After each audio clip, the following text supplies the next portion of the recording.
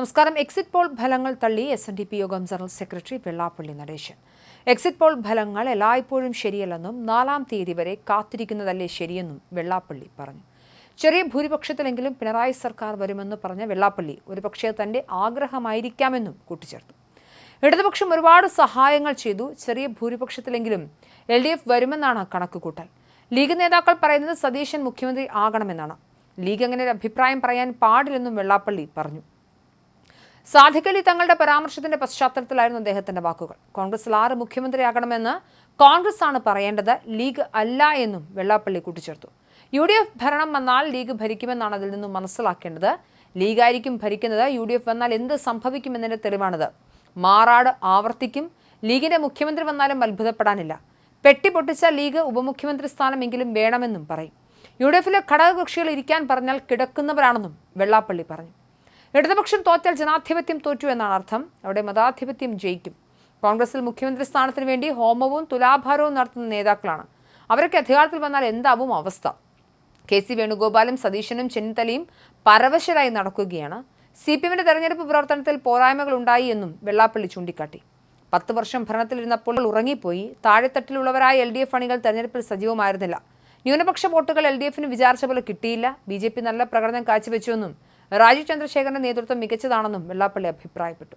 Vote വിഹിതം വർദ്ധിപ്പിച്ചേക്കും. BJP പിടിക്കുന്ന വോട്ടുകൾ 2 മുന്നണികൾക്കും തിരിച്ചടിയാകുമെന്നും അദ്ദേഹം പറഞ്ഞു. ഇത് പാകിസ്ഥാനല്ല, കേരളമാണ്. കൂടെ നിൽക്കാത്തവരെയൊക്കെ ലീഗ് ശത്രുവാക്കുന്നു.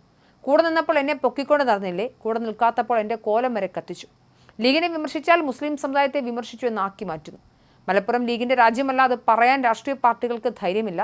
UDF അധികാരത്തിൽ വരരുത് എന്നാണ് ആഗ്രഹം. അതുകൊണ്ട് മുഖ്യമന്ത്രി ആരാകണമെന്ന് പറയുന്നില്ല. UDF അധികാരത്തിൽ വരരുതെന്നാണ് തന്റെ ആഗ്രഹമെന്നും പിണറായി വരണമെന്നാണ് ആഗ്രഹമെന്നും അദ്ദേഹം പറഞ്ഞു. പിണറായി ഒരു ശുദ്ധനാണെന്നും മുഖ്യമന്ത്രിയുടെ ഓഫീസ് ശരിയല്ല എന്നതാണ് പ്രശ്നമെന്നും വെള്ളാപ്പള്ളി പറഞ്ഞു. മുഖ്യമന്ത്രി പലതും അറിയുന്നില്ല. ആലപ്പുഴ ഉൾപ്പെടെ LDF സ്ഥാനാർത്ഥി നിർണയം പാളി. അതിൽ നിരാശനായിരുന്നു. UDF സ്ഥാനാർത്ഥി നിർണയത്തിൽ അടിച്ചുകയറി. UDF അധികാരത്തിൽ വന്നാൽ ലീഗ് ആധിപത്യമാകുമെന്നും മതാധിപത്യം വളരുമെന്നും വെള്ളാപ്പള്ളി നടേശൻ കൂട്ടിച്ചേർത്തു. നേരത്തെ മുഖ്യമന്ത്രി സ്ഥാനത്തേക്ക് VD സതീശനാണ് കൂടുതൽ ആളുകളുടെ പിന്തുണയെന്നാണ് തനിക്ക് തോന്നുന്നത് എന്നാണ് മുസ്ലിം ലീഗ് അധ്യക്ഷൻ പാണക്കാട് സാദിഖ് അലി ശിഹാബ് തങ്ങൾ പ്രതികരിച്ചത്. എക്സിറ്റ് പോളിൽ VD സതീശനാണ് മുഖ്യമന്ത്രി സ്ഥാനത്തേക്ക് ഏറ്റവും അധികം പിന്തുണ കിട്ടിയതെന്നും ചൂണ്ടിക്കാട്ടിയപ്പോഴാണ് അദ്ദേഹത്തിന്റെ പ്രതികരണം. അത് അങ്ങനെ തന്നെയാണല്ലോ. ആളുകൾ ആ രീതിയിൽ വിധി എഴുതുന്നു. ആളുകളുടെ അഭിപ്രായം അതാണെന്നാണ് എനിക്ക് തോന്നുന്നത്. ആളുകൾ ആ രീതിയിൽ വിധി എഴുതിയിട്ടുണ്ടാകുമെന്നും അദ്ദേഹം പറഞ്ഞിരുന്നു. എന്തായാലും VD സതീശനെതിരെ തെരഞ്ഞെടുപ്പിന് മുൻപും ശേഷവുമൊക്കെ വലിയ രീതിയിൽ പ്രസ്താവന നടത്തിയ വ്യക്തിയാണ് വെള്ളാപ്പള്ളി നടേശൻ.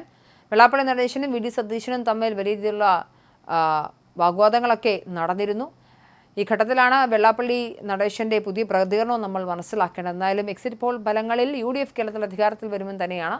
എന്നാൽ മുഖ്യമന്ത്രി പിണറായി വിജയന്റെ നേതൃത്വത്തിൽ 3-ാം പിണറായി സർക്കാർ അധികാരത്തിൽ വരുമെന്നാണ് വെള്ളാപ്പള്ളി നടേശൻ പറഞ്ഞു വയ്ക്കുന്നത്.